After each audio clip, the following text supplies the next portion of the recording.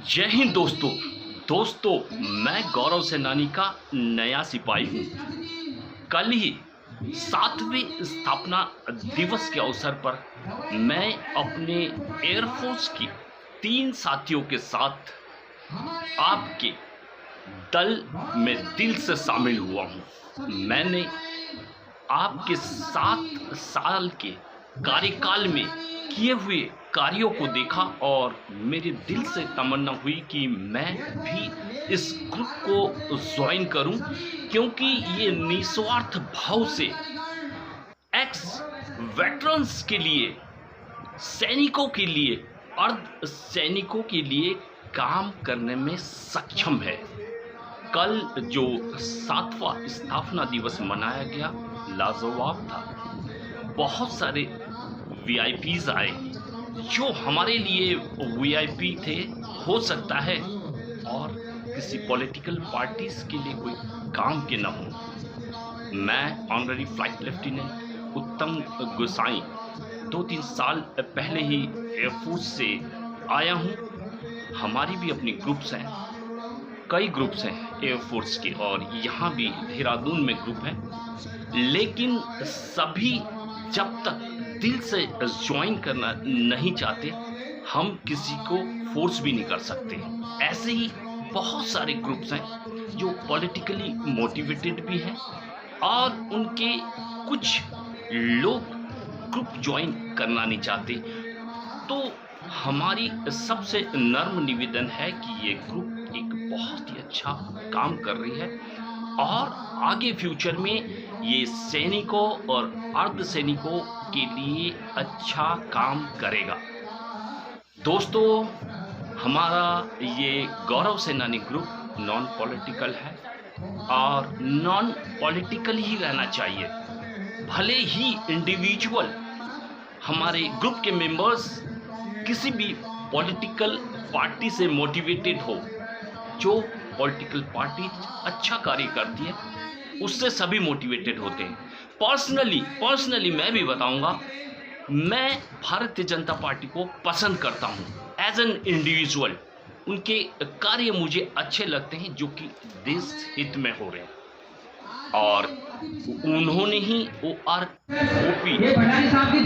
का डिवीजन किया है। और मेरी सब दोस्तों से निवेदन है कि पार्टी पे ध्यान न दें, लेकिन आपका जो एजेंडा इशूज है, जो डिफेंस के हमारे वेटरन्स की इशूज हैं, जो एक्टिव सर्विस पर्सनल की इशूज हैं, जो कि सर्विस में रहते हुए PBOR बोल नहीं सकता, उन सब पे हमको विचार करना होगा।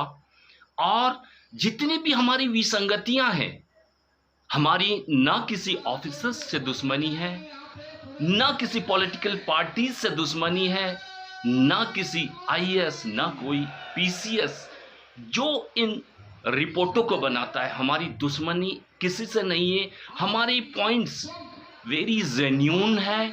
हम चाहते हैं उन पॉइंटों को सरकार तक पहुंचाए, ताकि OROP, one rank one pension की जो विसंगतियां थी, जो एनोमलीज थी, वो जल्द से जल्द दूर हो जाए। प्रधानमंत्री जी के कानों तक ये बात पहुंच जाए, हमारे रक्षा मंत्री, हमारे फाइनेंस मिनिस्टर तक ये बात पहुंच जाए कि ये पॉइंट बहुत ही जेन्यून है। वन रैंक वन पेंशन का तो हम बहुत दिनों से सुन ही रहे हैं, और हमें पता है, फौज में बताया जाता है कि जो बैकबोन है, फौज का बैकबोन है, वो JCO's रैंक है, जो एक एज ए मीडिएटर सिपाही, हौलदार तक और ऊपर ऑफिसर्स लेवल को संजोए रखता है, एक रीढ़ की हड्डी की तरह काम करता है। लेकिन हमने देखा, हमारा जो मिलिट्री सर्विस पे है, हमें इस लायक भी नहीं समझा कि एक मिलिट्री नर्सिंग सर्विस करने वाले लेडी ऑफिसर्स, नर्सिंग ऑफिसर्स के बराबर भी हमको मिलिट्री सर्विस पे दिया गया। और दोस्तों, हमारे MSCPs, modified career assured progression, इसका भी थोड़ा आर्मी के लिए बहुत बड़ा प्रॉब्लम है। जो हमारे नायक 17 इयर्स में आ जाते हैं, उनको थर्ड इंक्रीमेंट वो नहीं मिलता है, क्योंकि वो 21 इयर्स तक सर्विस नहीं कर पाते एज पर उनके नियम के अनुसार। वेरएज एयरफोर्स में वो एमएसपीज मिल जाता है, और नेवल में भी कोई बड़ा इशू नहीं है, नेवल को भी ये मिलता है। तब तक वो पैटी ऑफिसर हो जाते हैं, अगर नहीं भी होते then also they are getting, क्योंकि उसकी लाइफ सर्विस स्ट्रेंथ, सर्विस की लाइफ ज़्यादा होती है। वहीं पे अगर ये विसंगतियां देखें ऑफिसर्स लेवल में, एक रैंक को ही हटा दिया गया है। एयरफोर्स में पायलट, सब लेफ्टिनेंट, नेवल और आर्मी में लेफ्टिनेंट रैंक को हटा दिया गया है। उसके बाद उनको जो एमएसपीज मिली है वो रैंक एंड टाइम बार पे मिला है। तो ये विसंगतियां बहुत बड़ी विसंगतियां हैं, जिसको हमें बहुत सोचना होगा। Financial issue is the not only criteria, और रैंक भी तो एक बड़ी चीज होती है। और दैट टू आर्मी में तो रैंक छोड़ो, उसको थर्ड एमएसपीज भी नहीं मिल रहा है। इस बात पे हमको बहुत गौर करना होगा। ऐसे कई माइनर इश्यूज हैं जिसको एक बात को हमको ध्यान में रखना होगा, और इन विसंगतियों को हमें दूर करने के लिए सरकार के साथ संघर्ष करना पड़ेगा। और प्यार से, मैं तो चाहता हूं कि प्यार से अपनी बातें उन तक पहुंचाई जाए, और वो भी बहुत ब्रिलियंट है। टॉप लेवल उनके पास आईएएस पीसीएस बैठे हैं, और वो भी समझते हैं फौज की ताकत क्या है, क्योंकि एक मोटिवेशन फैक्टर है, ये बहुत बड़ा मोटिवेशन फैक्टर है।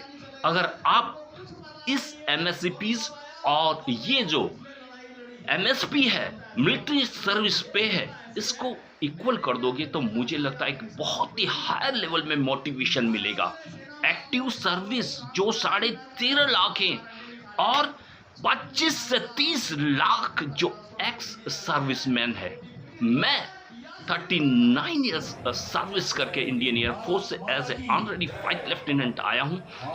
60 ईयर्स का हूँ और स्टिल आई एम फिट। और आज अगर हमें जरूरत पड़े, जैसा कि हम यूक्रेन और रशिया की उसमें देख रहे हैं कि रिजर्व फोर्स की रिक्वायरमेंट है, and those who are willing to join the service for the sake of their country they can join. Russia में ऐसा हो रहा है, और अगर खुदा न खास्ता थर्ड वर्ल्ड वॉर होगा तो ये एक्स सर्विसमैन आपके बहुत काम आएंगे। मेरा माननीय प्रधानमंत्री जी से नर्म निवेदन है कि इस बात का गौर किया जाए, इनका मॉरल डाउन न होने दिया जाए। हाई मॉरल पे अगर रहेंगे तो जरूरत पड़ने पे ये अपनी जान, अपनी जिंदगी, अपने बाल बच्चों को छोड़ के देश के नाम कर देंगे, और ये इसमें अपने को गौरवान्वित महसूस करेंगे कि हम अपने देश के तिरंगे में लिपट के आए। ये रियली सबके लिए बहुत बड़ी सौभाग्य की बात होगी। आज मैं इतना ही बोलना चाहूँगा, और गौरव सेनानी से बोलना चाहूँगा कि आप सब लोग एक साथ हो जाइए। बिना साथ के कुछ नहीं मिलने वाला। जहाँ पे जनतंत्र, लोकतंत्र है, जहाँ पे प्रजातंत्र है, वहाँ पे अगर संगठन की शक्ति तभी मानी जाएगी जब आपके संगठन में हजारों नहीं लाखों हो। और यह तभी हो सकता है जब आप लोग संगठन के लिए, जैसा कि आप लोग काम कर रहे हो, जो मैंने अभी देखा है, मेरा ऑब्जर्वेशन केवल 2 और 3 महीने का है। आपके जितने भी अध्यक्ष हैं, अब तो मैं आपके नहीं हमारे बोलूँगा, हमारे अध्यक्ष हैं, हमारे उपाध्यक्ष हैं, हमारे स्पीकर हैं, हमारे जीएस हैं, बहुत ही अच्छा काम कर रहे हैं। और मैं हर से बोलना चाहूँगा, तुम्हारा पोर्टफोलियो बड़ा होना जरूरी नहीं है। एक छोटा कार्यकर्ता भी बहुत बड़ा काम कर सकता है, जो कि बहुत ही जरूरी है, जो कि बहुत ही बड़ा मोटिवेशन फैक्टर होगा। हिप्नोटाइज करना बहुत जरूरी है। सभी को अपने राइट पॉइंट के लिए, अपने जेन्यून पॉइंट के लिए हिप्नोटाइज कीजिए, ताकि सभी आपके साथ खींचे चले आए और आपका मकसद, आपका गोल, जो कि वेटरन की भलाई भलाई और भलाई के लिए है, उस मकसद में आप कामयाब हो जाए। मैं चाहूंगा कि हम सब एक हों। अगर मेरी आवाज कोई भी डिफेंस ऑर्गेनाइजेशन, सोसाइटी सुन रही है, तो वो प्लीज इस बात को गौर करें कि पार्टी से बड़ा कोई पोस्ट नहीं है। अगर पार्टीज में एक सिपाही हूं, मैं भी वो काम कर सकता हूं कि बड़े बड़े नहीं कर सकते। ऐसे ही हमारे हजारों सिपाही हैं जो काम करना चाहते हैं, नाम के लिए नहीं, देश की भलाई और वेटरन्स की भलाई, क्योंकि वेटरन्स की भलाई में ही देश की भलाई है। जहां पे देश सुरक्षित होगा, वो देश विश्व गुरु बनेगा और आने वाले युग में हमारा देश जरूर विश्व गुरु बनेगा। जय हिंद, जय भारत। पैसा तो जीएसटी और कई रिसोर्सेज से आ रहे हैं। अगर आज हमारे फौजी खुश होंगे तो